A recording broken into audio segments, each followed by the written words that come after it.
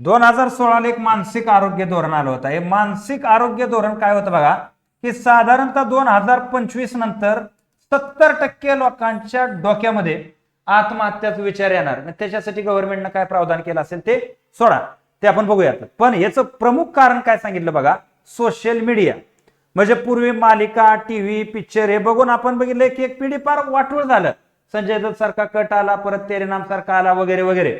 परंतु आज जर तुम्ही आजची स्थिती पाहिली ना, एकदम लहानापासून थोरापर्यंत, म्हणजे आता मध्यंतरी एक सयारा पिक्चर येऊन गेला बघा, फार थिएटरमध्ये रडारडी आरडाआरडी, काय त्याला लिमिट राहिलं का नाही. परंतु ही गोष्ट इथपर्यंत मर्यादित नाही का, तर एखादं लहान मूल जेवताना सुद्धा त्याला मोबाईल लागतोय. आणि म्हातारा माणूस, कोतारा माणूस खेडोपाडी गावोगावी गेल्या तुम्हाला दिसेल बघा, की टीव्ही सिरियल जर घरात सुरू असेल ना, माणूस माणसासंग बोलायला तयार नाही. पण एक यामध्ये यांनी सांगितलंय की ही जर 5 लक्षणं तुम्हाला दिसत असतील तर ध्यानात घ्यायचं की येत्या काळामध्ये तुम्ही सुसाईड करण्याच्या विचारात जाणार. पहिलं लक्षण काय आहे बघा यांचं, तर पहिलं लक्षण आहे अति भावनिक होणे. काय अति भावनिक म्हणजे इतका राग, क्षणार्धात कशाचाही राग येणं, क्षणार्धात इमोशनल होणं, कुणी काय बोललेलं त्याला जमत नाही, चालत नाही, तडकी फडलं की तो निघतोय. हे पहिलं लक्षण. दुसरं लक्षण तुम्हाला सांगू का, तुलना. काय तुलना? तुलना म्हणजे आपण एखादा पिक्चर बघितला की पूर्वी हेअरकट फिरकट पर्यंत तुलना ठीक होती, पण आज एखादी सिरियल बघितली, लोकेशन बघितलं, ठिकाण बघितलं, माझं आयुष्य असं का नाही, माझा नवरा असा का नाही, माझी सासू अशी का नाही, माझी सून अशी का नाही, माझ्या बरोबर असं का घडत नाही, ही आपण पाहतो की तुलना.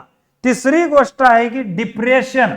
डिप्रेशन म्हणजे ह्या लोकांना तुम्ही कुठल्याही लोकेशनला, कसल्याही ठिकाणी कुठेही न्या, हे नेहमी बोर झालेले, चेहऱ्यावर 12 वाजलेले, कुठल्याच गोष्टीचा यांना कसलाच उत्साह नसणं, हे एक लक्षण म्हणजे लहान मुलामध्ये सुद्धा दिसतं.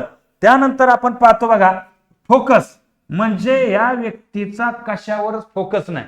घडी घडीला निर्णय चेंज, घडी घडीला, म्हणजे एखाद्या गाडीमध्ये गाणं जर एखाद्याला लावलं असेल ना, माग मोबाईल चालू करून हे रील बघत बसेल.